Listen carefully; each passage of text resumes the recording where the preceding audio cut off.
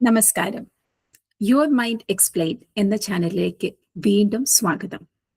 ഇന്ന് നമ്മൾ സംസാരിക്കാൻ പോകുന്ന വിഷയം ആൻസൈറ്റി എന്നതാണ്. ഇന്നെനിക്ക് ആൻസൈറ്റി ഉണ്ടാകുന്നു എന്നത് നമ്മൾ പലപ്പോഴും കേൾക്കുന്ന ഒരു വാക്കാണ്, അല്ലേ? പക്ഷേ ഈ ആൻസൈറ്റി എന്ന് പറയുന്നത് ശരിക്കും എന്താണ്? എപ്പോഴാണ് അത് സാധാരണമായ ഒരു വികാരം? എപ്പോഴാണ് അതൊരു പ്രശ്നമായി മാറുന്നത്? ഇവയെക്കുറിച്ചൊക്കെയാണ് നമ്മൾ ഇന്ന് കുറച്ചു നേരം സംസാരിക്കാൻ പോകുന്നത്. ഇനി നമുക്ക് ശരിക്കും അറിയാം എന്താണ് ഈ ആൻസൈറ്റി അഥവാ ഉത്കണ്ഠ. ആദ്യം തന്നെ നമുക്കൊരു കാര്യം മനസ്സിലാക്കാം.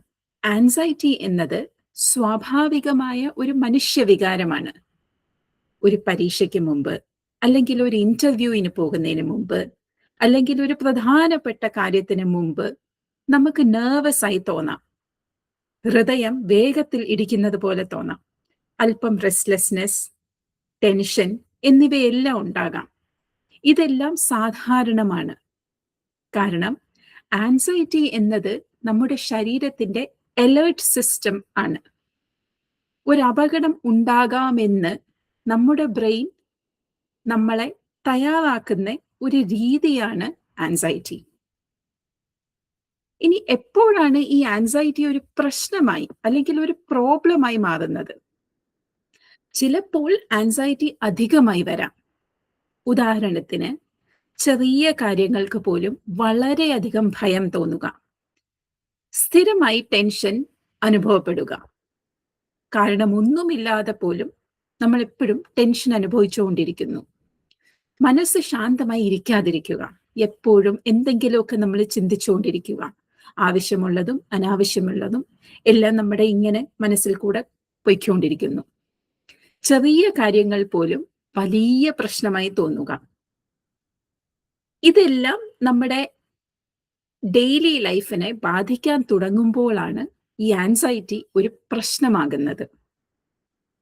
എന്താണ് ഈ ആൻസൈറ്റിന്റെ ലക്ഷണം?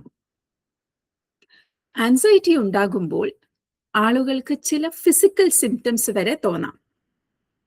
ഉദാഹരണത്തിന്, നേരത്തെ പറഞ്ഞതുപോലെ ഹൃദയം വേഗത്തിൽ ഇടിക്കുന്നത്, ശ്വാസം മുട്ടുന്ന പോലെ തോന്നുക, നെഞ്ചിൽ സമ്മർദ്ദം തോന്നുക, വിയർക്കുക, റെസ്റ്റ്ലെസ്നെസ്, ഒരിടത്ത് ഇരിക്കാൻ പറ്റാത്ത ഒരവസ്ഥ,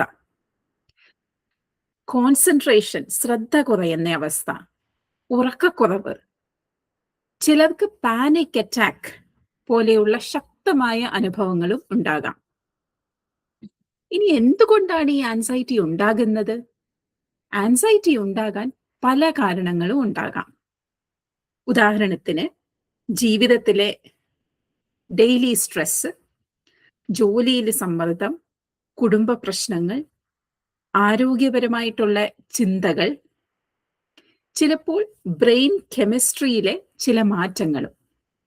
ചിലർക്ക് ആൻസൈറ്റി ഡിസോർഡർ എന്ന അവസ്ഥയും ഉണ്ടാകാം. ഇനി എപ്പോഴാണ് ഈ ആൻസൈറ്റിക്ക് ഒരു ഡോക്ടറെ അല്ലെങ്കിൽ ഒരു സൈക്യാട്രിസ്റ്റിനെ നമ്മൾ കാണേണ്ടത്? എല്ലാവർക്കും ചിലപ്പോൾ ആൻസൈറ്റി അനുഭവപ്പെടാം. അത് ഈ പറഞ്ഞതുപോലെ സാധാരണമായ ഒരു കാര്യമാണ്.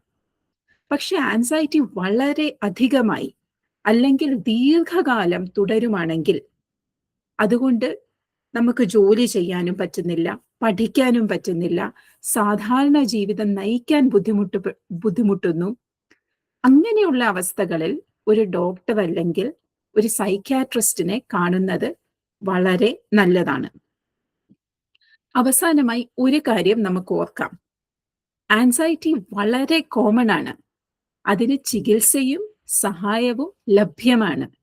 ശരിയായ വിവരവും സഹായവും ലഭിച്ചാൽ ആൻസൈറ്റി നന്നായി മാനേജ് ചെയ്യാൻ കഴിയും. ഇന്നത്തെ വീഡിയോ നിങ്ങൾക്ക് ഇഷ്ടപ്പെട്ടതായി തോന്നിയാൽ ചാനൽ സബ്സ്ക്രൈബ് ചെയ്യാൻ മറക്കരുത്.